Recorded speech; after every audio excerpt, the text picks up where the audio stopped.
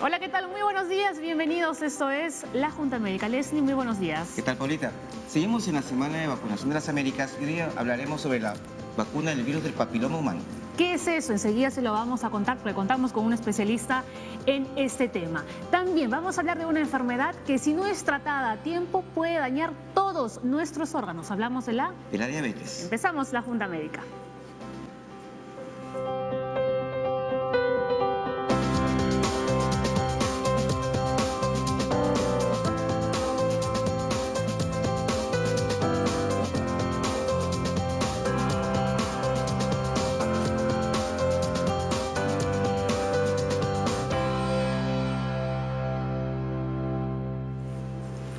Muy bien, y continuamos, como decía Leslie, ¿no?, en la Semana de la Salud de las Américas. El día de ayer, por ejemplo, estábamos comentando un poco más acerca sobre la vacuna contra el sarampión. Hoy lo vamos a hacer para hablar de la vacuna del virus del papiloma humano que se debe colocar a las niñas.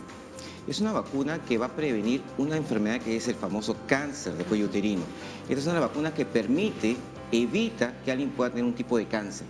Es tan simple como colocarse una vacuna para evitar un problema futuro. Así es, y para conocer más sobre este tema hemos invitado, ¿no?, al doctor Gilmar Grissom, ginecólogo oncólogo de la Liga contra el Cáncer, ¿no?, para que nos pueda dar todo detalle, ¿no?, sobre esta vacuna.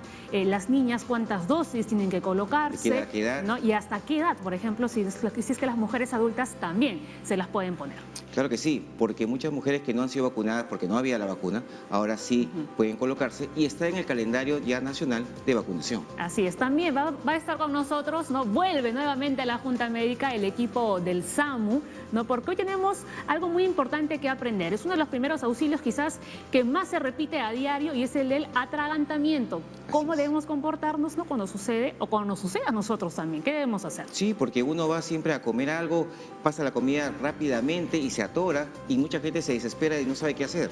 Y maniobras tan simples, vamos a averiguar hoy día, que se pueden hacer fácilmente. Por supuesto, vuelve el doctor Carlos Malpica aquí al set de Junta Médica. Y por supuesto, nuestro tema central, el que ya habíamos anunciado al inicio del programa, una enfermedad que se está convirtiendo ya en una epidemia a nivel mundial. Señores, hay que tomar cartas en el asunto, cambiar nuestros estilos de vida, la diabetes. Así es, primera causa de diálisis en el mundo es la falla renal crónica causada por diabetes, algo que se puede evitar simplemente con dieta y ejercicio. Por supuesto, ¿no? Bueno, hay tipos y tipos de diabetes, lo vamos a ver todo a continuación porque ya están listos nuestros médicos, ¿no?, de la Junta Médica al otro lado del set del programa. Ellos más adelante, atención, recuerden que estamos en vivo, pueden contestar todas sus dudas, ¿no? Ya sabe, pueden llamarnos a el número de la Junta Médica, que es el 619-0747, o también mandando sus preguntas al Twitter, que es @junta_médica, o al Facebook Junta Médica. Así que ya están nuestros especialistas, ya enseguida los vamos a conocer porque se los vamos a presentar. Leslie, vamos con lo anunciado. Tenemos ya aquí a nuestro invitado, ¿no?, el doctor Grissom. ¿Qué tal, doctor? ¿Cómo está? Cuéntenos sobre la vacuna del VPH. Esta es una vacuna que ya está en el mundo desde el año 2006, a pesar que ya han pasado 13 años y la vacuna en el Perú se encuentra en el año 2009 y han pasado 10 años, todavía vemos que no llegamos a los estándares internacionales de vacunación. Quiere decir que no llegamos a toda la población coberturada. Para que una vacuna tenga éxito, tiene que llegar al 80% de la población a vacunar. Nosotros acá en Perú no llegamos a ese 80% a nivel nacional. En las zonas como Lima sí se han llegado a cifras cercanas en la primera y mucho menos en la segunda dosis, pero el resto del Perú falta. Doctor, ¿por qué es importante que las niñas se coloquen esta vacuna? Esto tiene mucho que ver con con el inicio de las relaciones sexuales y la exposición al virus del papiloma humano. Cuando una mujer no está expuesta, estas vacunas tienen una capacidad de protección al 100% contra las cepas que se van a vacunar. Por ejemplo, aquí en el Perú nosotros usamos la vacuna tetravalente, que protege contra el VPH 16 y 18. Estos dos, Los más agresivos. exacto, son responsables del 70% del cáncer. Adicionalmente contra el VPH 9 y 11, que son responsables del 90% de los condilomas y verrugas genitales. Es por eso que el grupo ideal de vacunar son niñas entre los 9 años y que cobertura el Ministerio de Salud y que, por favor, es un derecho de la niña, es su derecho a vivir, es su derecho a no tener cáncer. Niñas entre los 9 años hasta los 13 años, 11 meses y 29 días.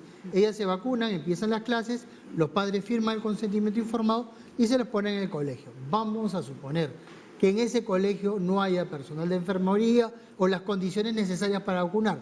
Pues bien, los llevan al centro de salud más cercano y simplemente el papá o la mamá firman el consentimiento informado y les ponen a las niñas las vacunas. Ahora, ¿es cierto que las mujeres hasta los 45 años de edad se pueden colocar la vacuna? Correcto. Cuando usualmente, como hablábamos hace un momento y me hiciste la pregunta de los tipos de papiloma, el 16 y el 18 son familias. O sea, el VPH 16 tiene aparte otros grupos parecidos, el 31, 33, etcétera. Y el 18 igual. Usualmente estas dos cepas no conviven. Usualmente. Pero muy excepcionalmente en el transcurso de toda mi vida, habré visto 3 o 4 casos que convivan. Usualmente no lo hacen. Si la persona se vacuna, de repente no la protege contra estos grupos, pero sí contra este. Claro. Adicionalmente, la respuesta inmunológica. ¿Qué quiere decir esto? Que las defensas que genera la mujer frente a la infección no duran más allá de un año. Son débiles y cortas en el tiempo, mientras que la vacuna confiere una protección sostenible en el tiempo y alta, que ayuda a disminuir las tasas de persistencia viral. Es por eso que sí se recomienda en mujeres que ya han tenido relaciones sexuales. Por supuesto. Hay muchas mujeres que tienen condilomas, lesiones, y podrían vacunarse, pero para el cáncer. Exacto. Ahora, a ver, recordemos que estas vacunas, ¿cuánto tiempo en el mundo? ¿20 años? Más o menos. Un poco menos, ¿ok? Perdón, menos de 15 años. Entonces, sí es verdad que se ha avanzado mucho y sabemos hoy día mucho. Australia ha publicado que para el 2025 va a erradicar el cáncer del cuello uterino por las vacunas. Entonces, en personas que han tenido condilomas, vacunarlos, es verdad, los va a proteger contra los de alto riesgo que pueden producir cáncer.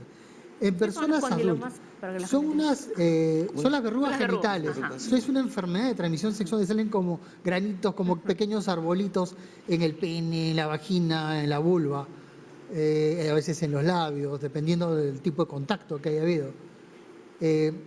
Lo que mencionaba ya, de que estas vacunas, que sí es verdad, en el mundo tienen 15 años, pero han demostrado su eficacia, y por favor, por el hecho que tengan 15 años, no confundamos que cuando hablamos con las vacunas de la hepatitis B, no sé si recuerdan, en la década del 70, salieron las vacunas y se esperó hasta la respuesta completa, o sea, esperamos casi 20 años más. ¿Qué sucedió? Millones de personas murieron por hepatitis B. Hoy en día ya no se ha visto eso por las respuestas. Entonces, estas vacunas, en personas, por ejemplo, un varón de 70 años, una mujer de 85 años, que tenga condilomas, un niño de 5 años que tiene una condilomatosis laríngea recurrente, la mamá no tuvo ningún control prenatal, llega a la emergencia del hospital, lista para que el niño ya está saliendo prácticamente. Así. Y la mamá de repente tenía condilomas y no sabía. Y ese niño va a desarrollar condilomas en las cuerdas vocales. Eso se llama condilomatosis laríngea recurrente. ¿Por qué recurrente? Porque los niños entran a sala continuamente. Entran 3, 4, 5 veces en el transcurso de su vida. Y eso se podría haber evitado con la vacuna. Con la vacuna en la mamá. Exacto. Y en estos casos, bajo junta médica, reunión de expertos, se puede aplicar la vacuna para tratar de disminuir la persistencia. Doctor Grison, tenemos una consulta que nos ha llegado a través de las redes, ¿no?, sobre este tema que estamos conversando. Pamela Stephanie dice, si las niñas vacunadas eligen tener una conducta sexual en riesgo, ¿podrían contraer alguna enfermedad del VPH o ya están a salvo? Han aparecido casos de mujeres que sin haber iniciado una vida sexual han contraído el virus. ¿Por qué ocurre eso? Ok. Me imagino que te refieres al estudio que hubo en Estados Unidos en niñas que no tuvieron relaciones y que con algunas pruebas tenían. Bueno, lo que podemos o lo que se puede presumir es de que existió algún tipo de contacto. Me dejo explicar. El papiloma virus humano se transmite por relaciones sexuales genital, ¿ok? Genital oral, el sexo oral. Genital anal, el sexo anal. Pero con un simple manoseo, puedo, llamémosle como se conoce común, el manoseo. ¿Puedo yo transmitir el papiloma virus humano? Sí, sí se puede. Sí se puede hacer eso y es probable que este haya sido el mecanismo de contagio en estas niñas. O sea, es por no ello que ellas pudieran necesaria tener... la penetración, digamos, No para que necesariamente. uno pueda contraer el virus. Tiene que haber algún tipo de contacto manual para esto. Entonces, por eso es importante las personas conocerse a sí mismas y con quién dejamos a nuestros hijos. Sí, hay mucha gente que piensa que irse a bañar en una piscina, cambiarse, también puede transmitir papiloma. ¿Qué le diría a esas personas? No, eso sí no es así. El hecho de que se preste una truza, no va, Piscina. o una piscina, playa, o porque yo uso un espéculo o una pinza de biopsia, esto no ha demostrado la transmisión del papilomavirus humano. Eso es un mito, es un dato Es un mito. falso. Ujú. ¿Y qué le diría usted a aquellas personas que dicen que la vacuna no sirve en realidad? Y que es más, induciría que las personas tengan cáncer de cuello uterino, las mujeres. Sí, lo he escuchado. A ver, actualmente en el Perú mueren 5 mujeres todos los días por cáncer del cuello del útero. Si calculamos hasta ese momento, debe haber muerto 1 o 2. 5 mujeres peruanas mueren todos los días. Aproximadamente 4.200 mujeres al año son diagnosticadas de cáncer y la mitad van a morir ese año. Esta es una enfermedad y es un problema de salud pública nacional y mundial. Por eso estas vacunas la tiene todo el planeta. ¿Usted cree, no usted, sino las personas que piensan eso, creerían que estas vacunas están en los principales países de todo el planeta, sabiendo que en ellos, como por ejemplo Estados Unidos, cáncer del cuello del útero ocupa el 5º o 6º lugar, Chile ocupa el 4º o 5º lugar, en el Perú está entre el 1er y 2º lugar, y sin embargo los esquemas de vacunación en estos países, no nos comparemos con Estados Unidos, Chile, Claro, ajá, que está aquí Latinoamérica, al costadito, sus tasas de cobertura superan el 80%. Y no es para ellos un problema el cáncer de cuello uterino. Es por eso que nosotros, sí, las zonas altoandinas, la selva peruana, poco accesible, donde el sistema de salud muchas veces no existe. No llega. Entonces, son las personas más vulnerables. ¿Dónde hay más cáncer de cuello uterino? Ucayali, Iquitos, Huancavelica, toda la zona altoandina y la selva. Tenemos que mejorar nuestras coberturas y sacarnos ese mito de la cabeza. Mejorar la cobertura y mejorar el lenguaje también, ¿no? Y otra cosa, y que también lo he escuchado acerca de la pregunta que me hiciste. Cuando uno vacuna, no le está poniendo el virus a la paciente, a la niña. No es el virus, por favor. Lo que estamos poniéndole es la cápsula, es la cascarita, el envoltorio. El virus no está. Y lo que genera la respuesta inmunológica, o sea, la defensa de la persona, es contra la cápsula. Y al acarrear la cápsula, también va a matar al virus. Por eso no le ponemos el virus a las niñas. Ok, queda bastante claro entonces, no, como decimos, hay que mejorar el mensaje y creo que no invitaciones, por ejemplo, en la que viene aquí al programa, son muy buenas, ¿no? Para poder transmitir, ¿no?, correctamente la información al público, porque a veces se confunden bastante, ¿no? Escuchan muchos mitos, como dice usted, ¿no? Y al final deciden pues no colocarle la vacuna a las niñas y después vemos las consecuencias. No, doctor Grison, muchísimas gracias por haber estado aquí en el programa. Como siempre, les contamos que estamos en la Semana de la Vacunación de las Américas. Seguiremos insistiendo en este tema. Nos vamos a una pausa, pero antes, ya lo saben, Leslie, por favor, te vas para el otro lado a acompañar a los médicos de la Junta Médica. Al volver, les vamos a contar todo lo que usted debe saber sobre la diabetes, que si no es controlada a tiempo, puede dañar prácticamente todos sus órganos. Ya regresamos.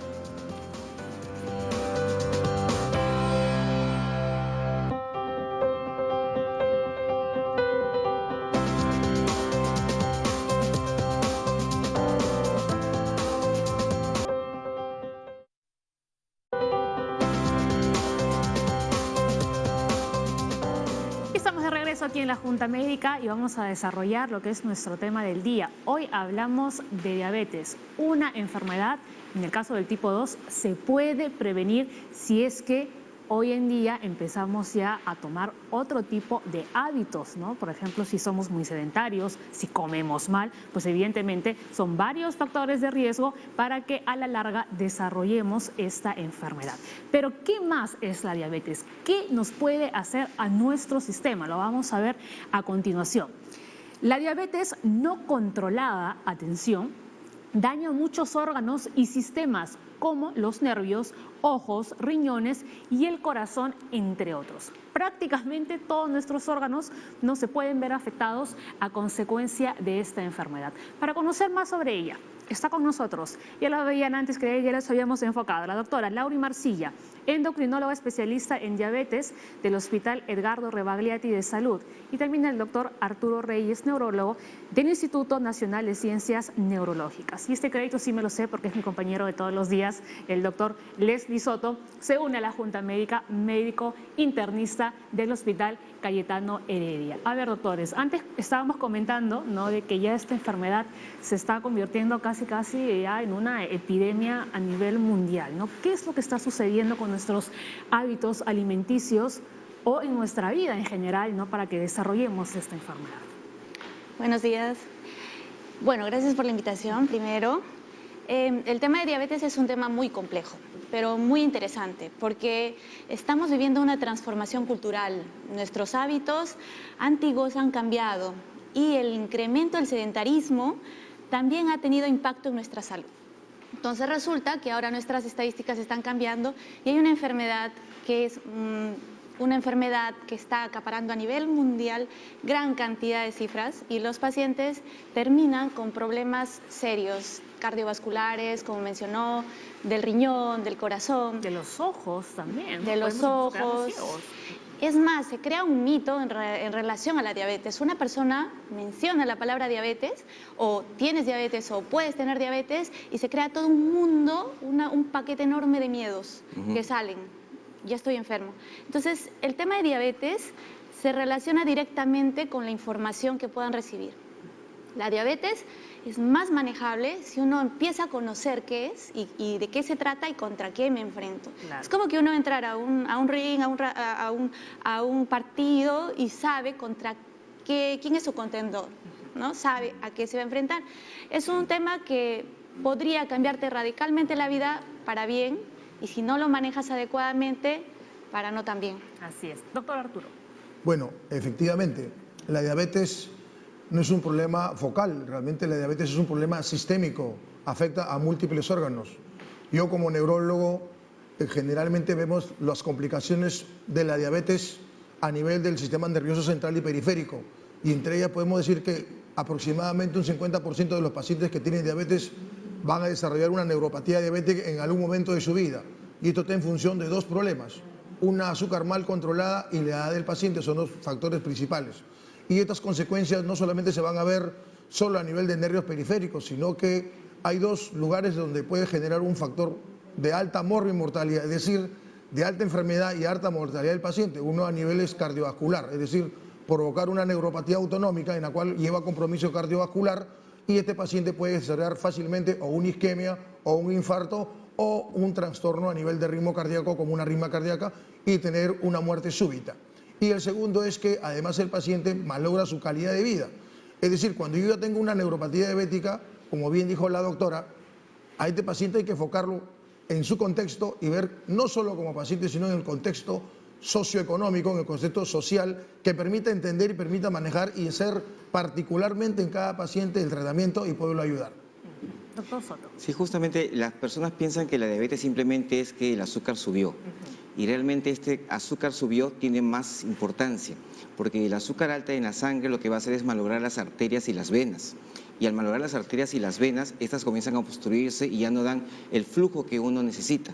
Por lo tanto, las arterias más pequeñitas comienzan a cerrarse y ahí está pues las arterias de los ojos, por eso comienza a ver la ceguera, comienza a perder la vista, las arterias que llegan a los nervios de la parte periférica, de los brazos, las piernas, que son las neuropatías periféricas, está mencionando el doctor Reyes, y el segundo lugar que va a afectar es los riñones, que es otro grupo de arterias que son más grandecitas, y después ya viene la parte más grande, que es la parte cardiovascular, cerebral, de tal manera que todo el cuerpo se va a ver involucrado simplemente por un mal control del azúcar, que incluye pues muchos tratamientos que no vamos a explicar ahora. Perfecto, muy bien. Y ya para sintetizar también lo que han estado diciendo los médicos sobre la diabetes, tenemos unos datos para compartir con ustedes. ¿Qué es la diabetes realmente? Es una enfermedad que es crónica, ¿no? Si una vez que ya es detectada, ya no se puede curar, sino que hay que vivir con ella hasta todo el resto de nuestras vidas, ¿no? La diabetes aparece cuando el páncreas no produce insulina suficiente o cuando el organismo no utiliza eficientemente la insulina. Cuando la insulina no regula bien el azúcar en nuestra sangre, es decir, la glucosa, esto provoca daños en nuestro organismo. Hoy en día escuchamos muchos términos, ¿no?, en la calle, bueno, de diagnósticos que presuntamente dicen los médicos, como estoy con principios de diabetes, tengo prediabetes. ¿Qué significa esto? Para empezar, ¿existen estos términos? Sí, en principio, para que se entienda, el organismo es un organismo, tiene un montón de trabajadores que le son fieles a uno.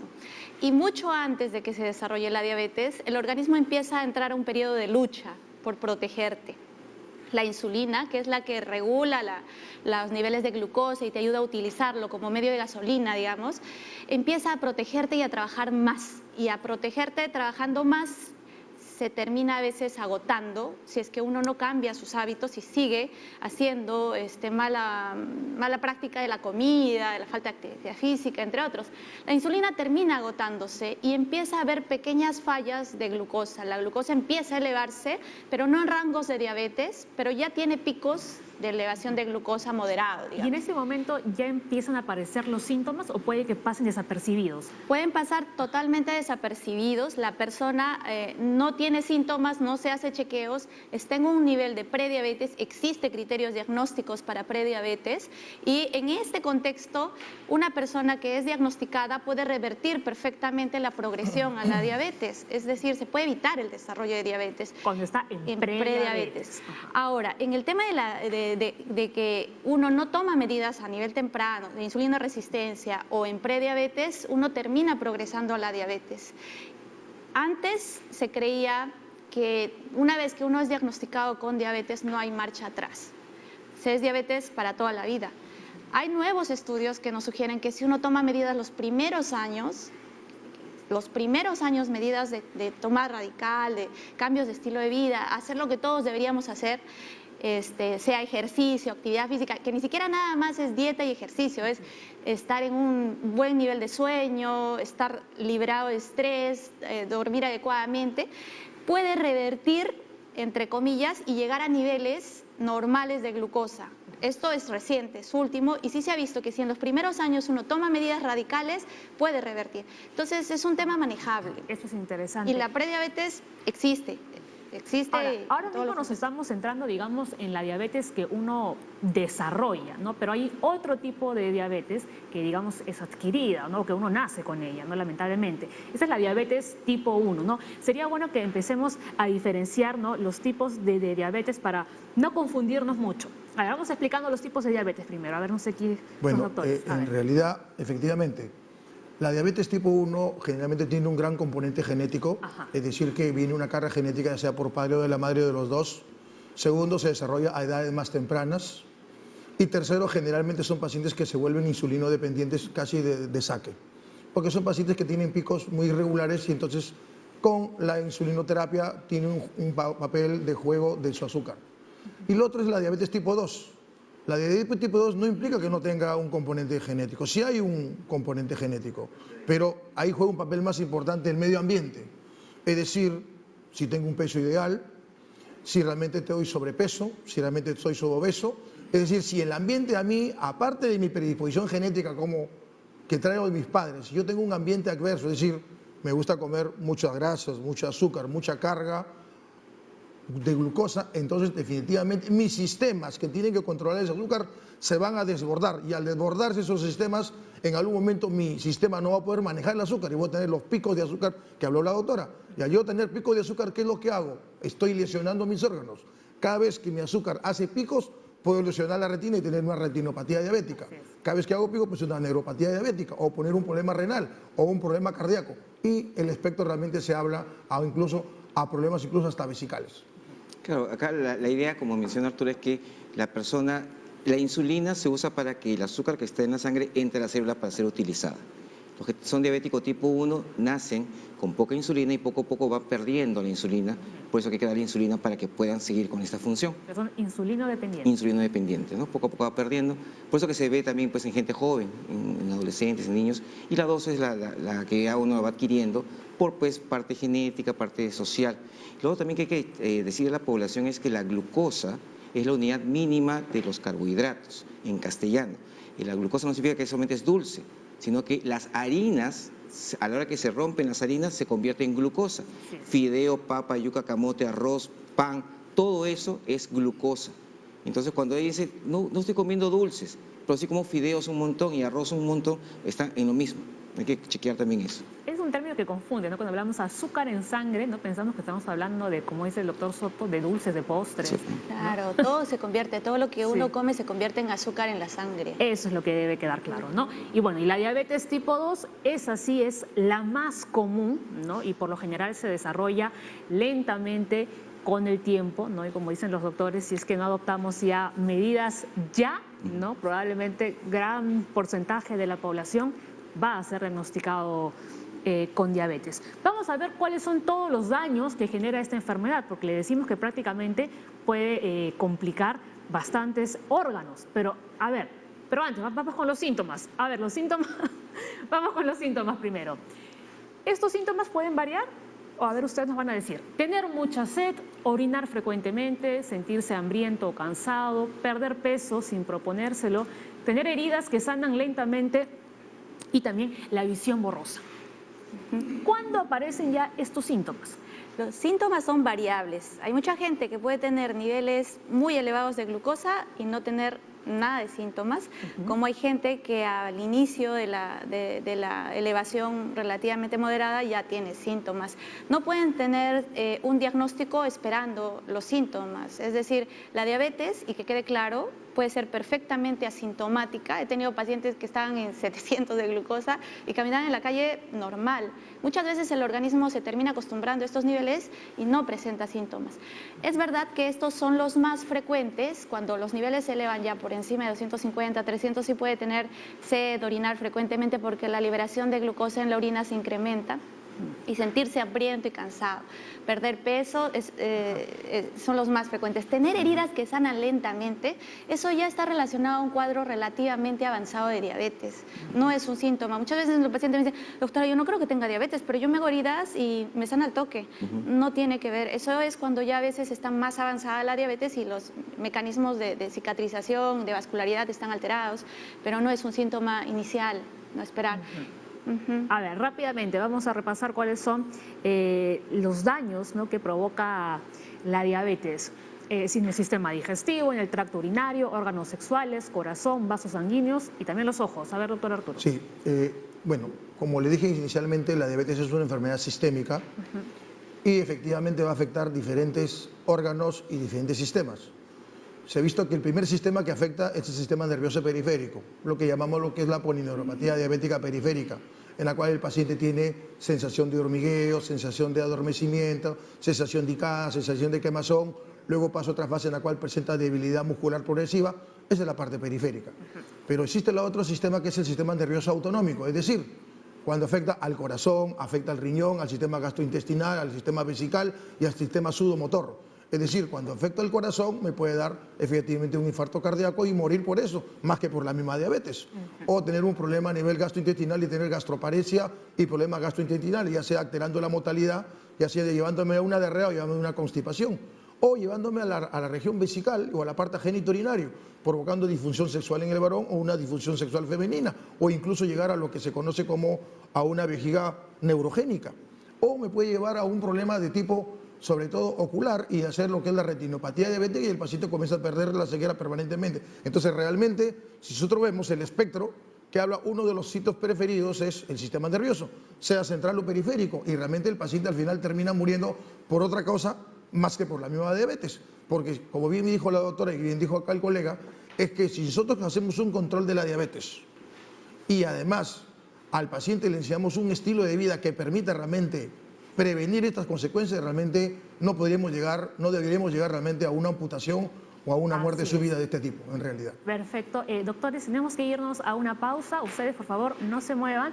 Al volver, venimos con lo que ya habíamos anunciado, ¿no?, con el doctor Carlos Malpica del SAMU, que nos va a enseñar qué debemos hacer, por ejemplo, cuando alguien se está atragantando. Pero ustedes pueden seguir enviando todas sus consultas a las redes sobre nuestro tema del día. Los doctores están aquí ya listos, ¿no?, para contestar todas sus dudas. Y después venimos con las conclusiones finales también del programa. Ya regresamos.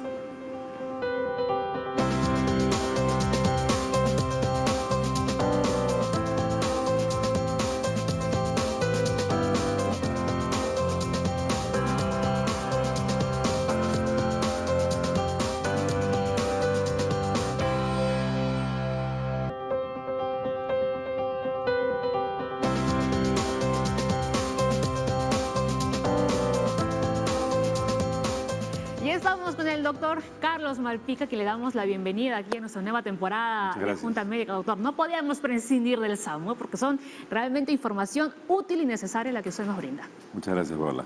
Hoy, ¿qué tenemos? Sí, la idea era hoy día conversar acerca de lo que es atragantamiento, que es una emergencia frecuente que puede ser fatal, ¿no? O sea, cientos de personas mueren de manera accidental, sobre todo cuando están comiendo. Comer y hablar es un mal hábito. Generalmente la mamá nos dice, no hables cuando estás comiendo. Y la causa más frecuente es comida y de ello dentro carne. Claro. Especialmente tenemos mucho cuidado con los anticuchos, que son trozos grandes. Entonces, la obstrucción de la vía aérea puede ser de dos tipos, total o parcial. La diferencia es que en la total, que es la que mata, el paciente no produce ningún tipo de sonido. No habla, no tose, no respira. Entonces, vamos a hacer un poco la demostración con Isis y Ahora, Cristian. doctor, lo que sucede también cuando uno empieza a atragantarse es que te empiezas a poner demasiado nervioso por la situación, evidentemente. Claro, la sensación de falta de aire en general produce mucha ansiedad y desesperación. Aparte del no poder hablar, lo que el paciente normalmente hace, se lleva las manos al cuello y hace lo que conocemos como el signo universal de atragantamiento. O sea, en todas las culturas, en todos los idiomas, inmediatamente uno lleva las manos al cuello. El mensaje es, si estamos compartiendo alimentos con alguien y de pronto súbitamente se lleva las manos al cuello y no puede hablar o mueve la cabeza con desesperación, lo primero que tenemos que pensar es que esa persona se esté atragantando, ¿no? O atorando, como comúnmente. Se conoce comúnmente. Así es.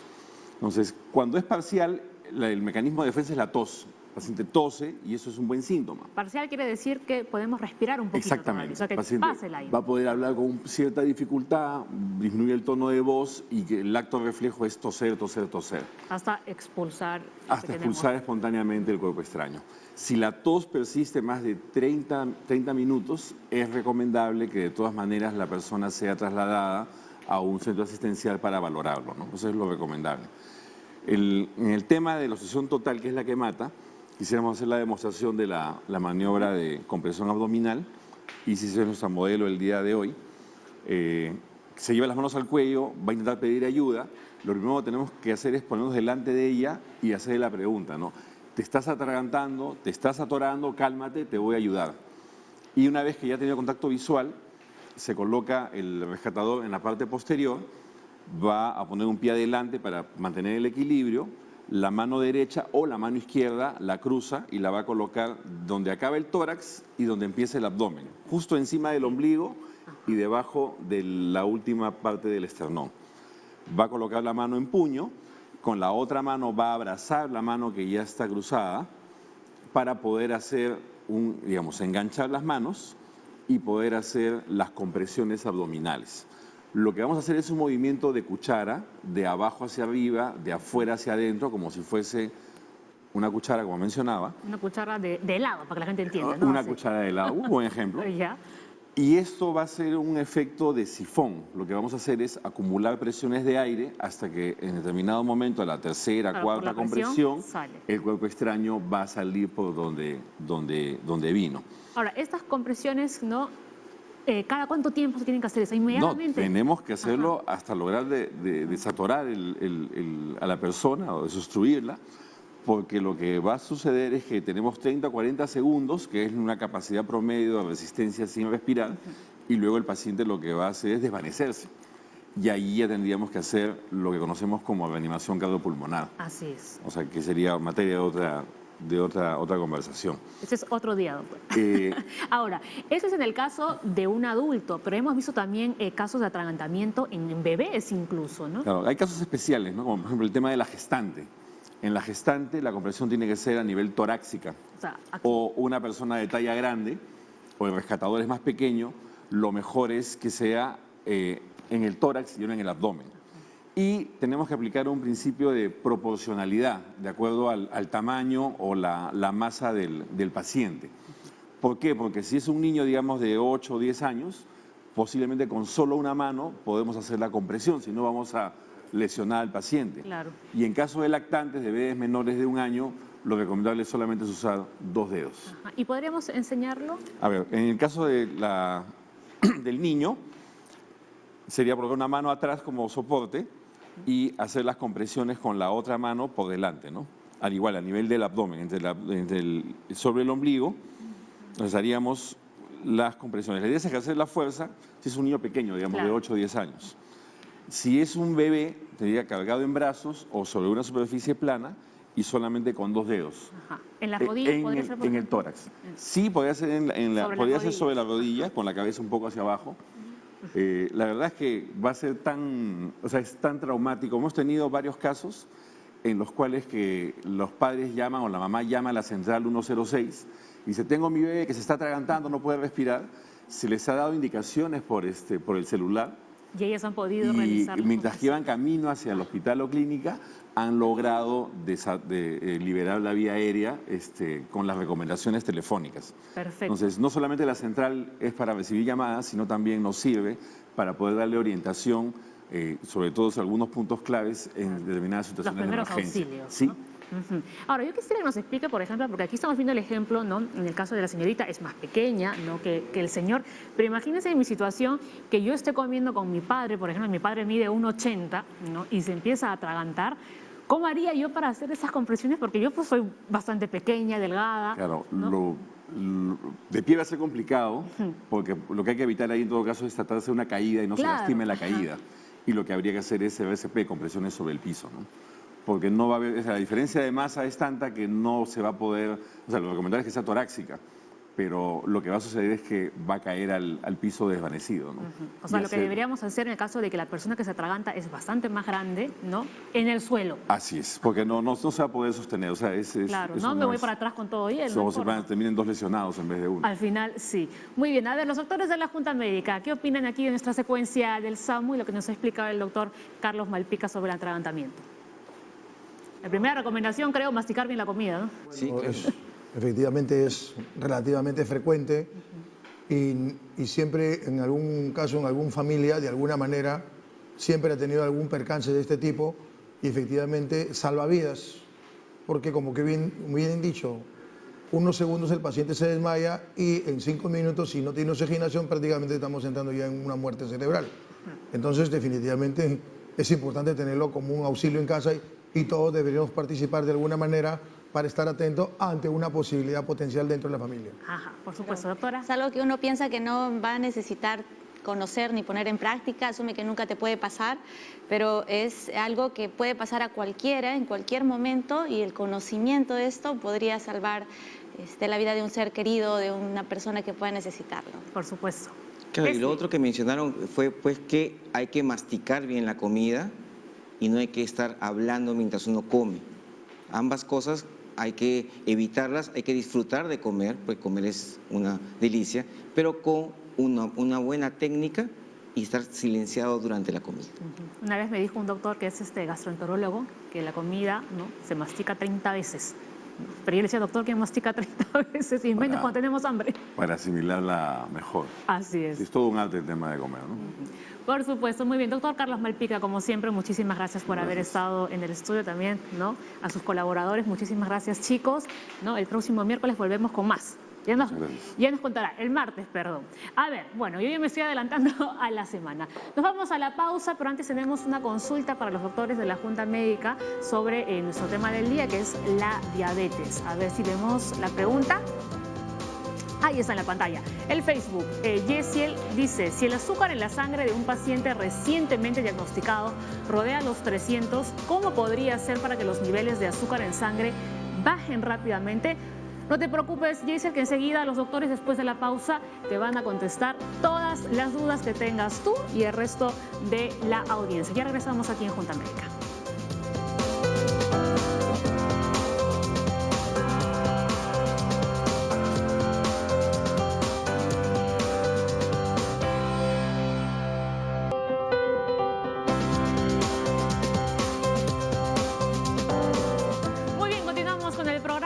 Con las consultas que nos están llegando a través de las redes sociales. También puede llamarnos a la línea médica, que estamos en vivo. A ver, íbamos con esta, ¿no? Antes de la pausa, Gesiel dice, si el azúcar en la sangre de un paciente recientemente diagnosticado rodea los 300, ¿cómo podría ser para que los niveles de azúcar en sangre bajen rápidamente?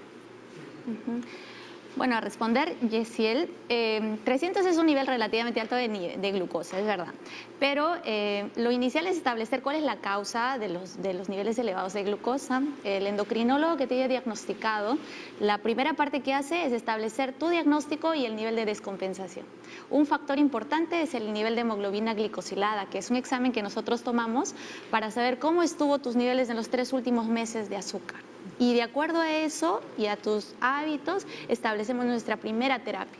Si yo ya establecí mi primera terapia y empiezo a controlar, pero de pronto me sube a 300, algo está pasando que simplemente te ha descompensado. Puede ser desde un proceso infeccioso, un estrés agudo, puede ser diferentes factores, o que esa temporada hayas hecho un desorden importante en tu estilo de vida, en tu dieta.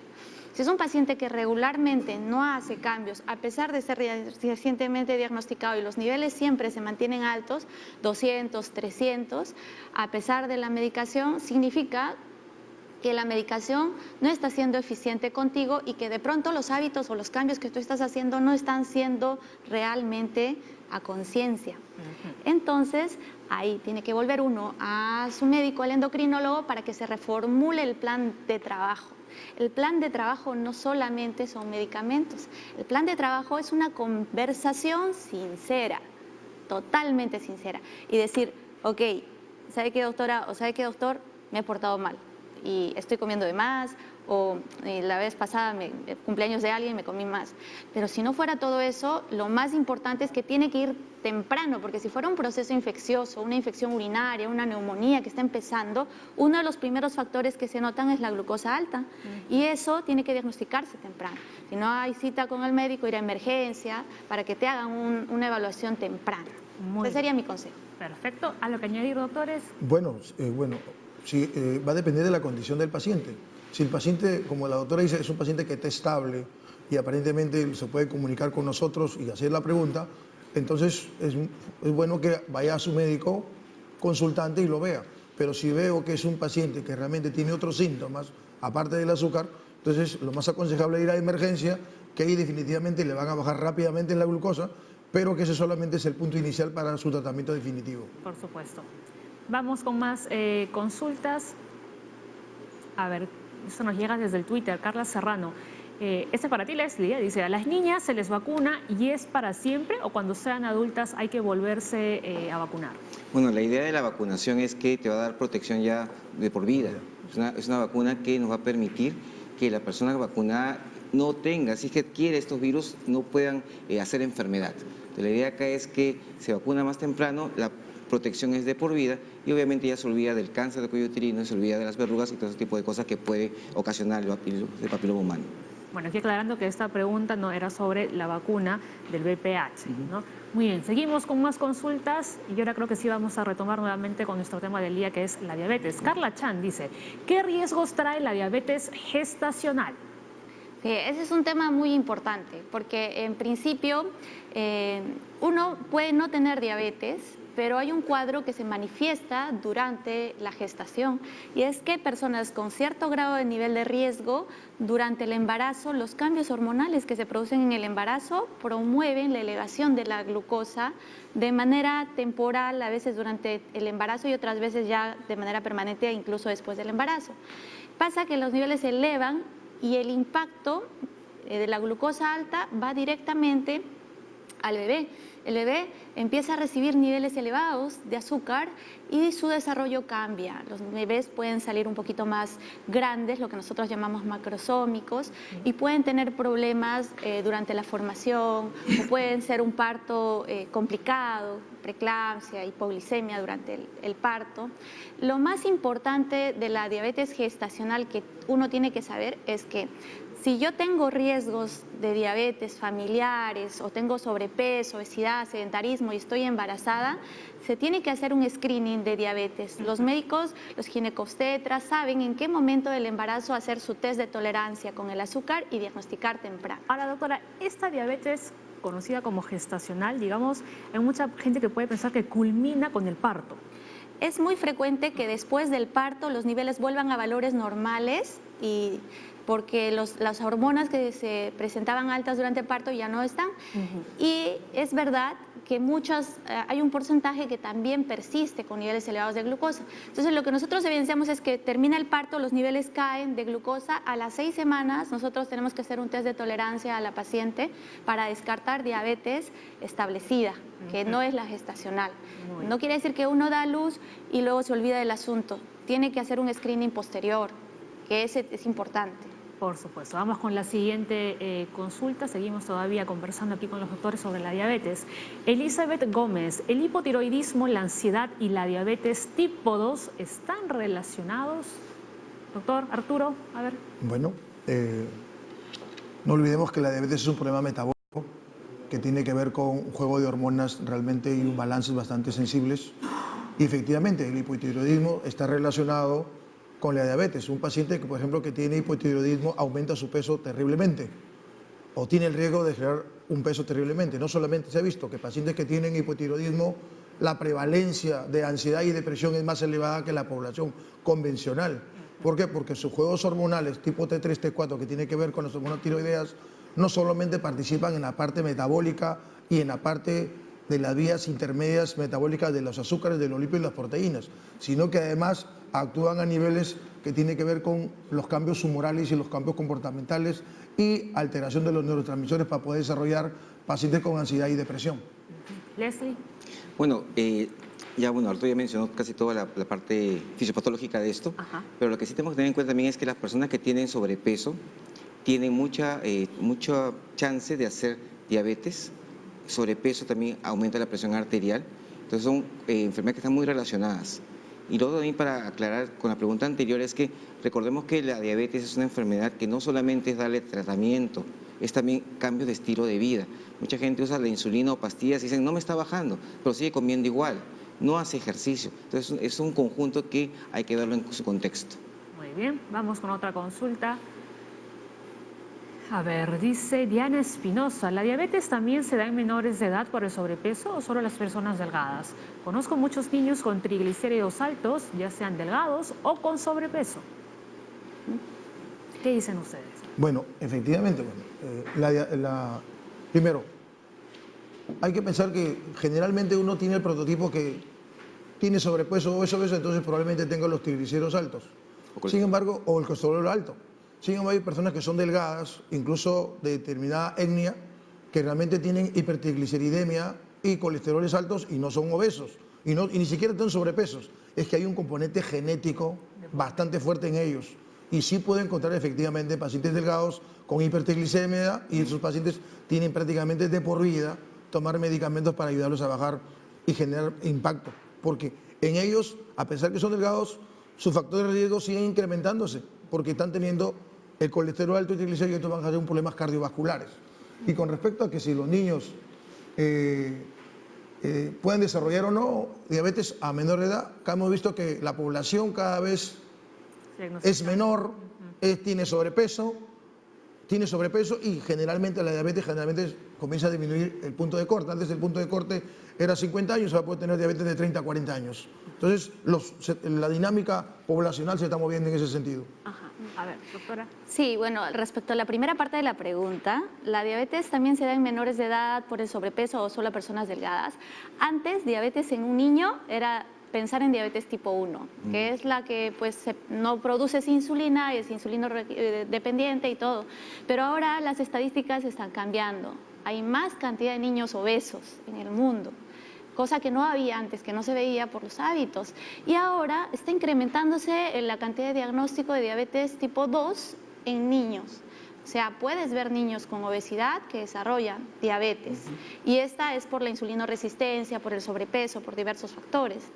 Entonces, no solo da a niños delgados, que esa sería más la diabetes tipo 1, también da a niños con sobrepeso y obesidad hoy en día más frecuente que antes también.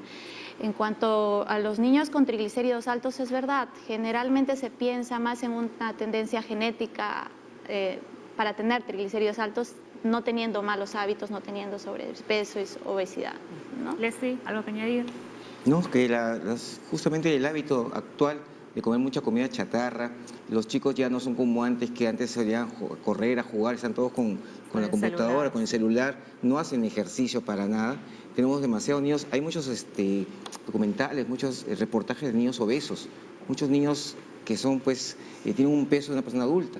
Entonces la idea acá es que promovamos nuevamente los hábitos de jugar, de correr en el niño, evitar que estén sentados, el sedentarismo y una buena alimentación. Mucha gente cuando dice hay que hacer dieta, simplemente estamos diciendo come bien, porque no existe una dieta, es el alimento que todos debemos comer todos los días, bien balanceado, y si algún día pues nos desbalanceamos, tenemos toda la semana para balancearnos nuevamente. Claro. Así es, ¿no? Respecto, dijiste una acotación más que me llamó. En los niños la actividad física es el punto más importante. Porque acabo de leer que un niño de entre los 5 y 17 años tiene que hacer 60 minutos diarios de actividad física moderada. O sea, preguntémonos en nuestra casa si nuestros niños realmente cumplen con ese requisito, 60 minutos diarios de actividad moderada. Aparte pueden hacer otras cosas, pero si lo cumplimos o no. Esto es una cuestión realmente energética.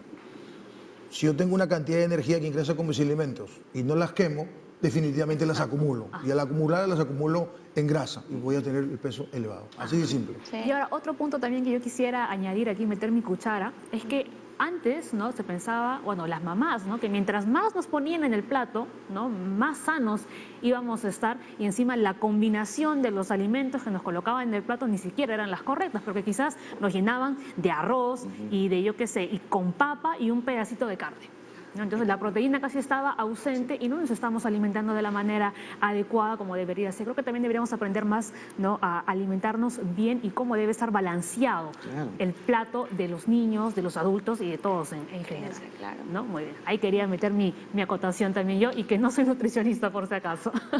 Muy bien, rápidamente nos vamos con la última consulta. Leslie, esta es para ti, atento. Giovanna Ponce, tengo una hija de 29 años y tiene ovario poliquístico. ¿La vacuna afectaría su tratamiento? No, para nada. La vacuna, como mencionó el doctor Grison, es básicamente la capsulita que vamos a hacer que el cuerpo genere las defensas contra esa capsulita. De tal manera que cuando venga el virus, poder atacarlo. El problema del ovario poliquístico es totalmente diferente y no tiene ninguna relación. La vacunación le va a permitir evitar pues muchas cosas, así que es mucho más beneficioso y hay que vacunarse. Por supuesto, muy bien. Son casi ya las 10 en punto de la mañana, doctores. Muchísimas gracias por haber estado aquí en la Junta Médica. Leslie, a las 9 en punto, ¿no? Mañana. Ya estamos aquí para abrir el programa. Gracias a todos por su preferencia y por su sintonía. Se quedan con la programación de TV Perú. Hasta mañana, chao.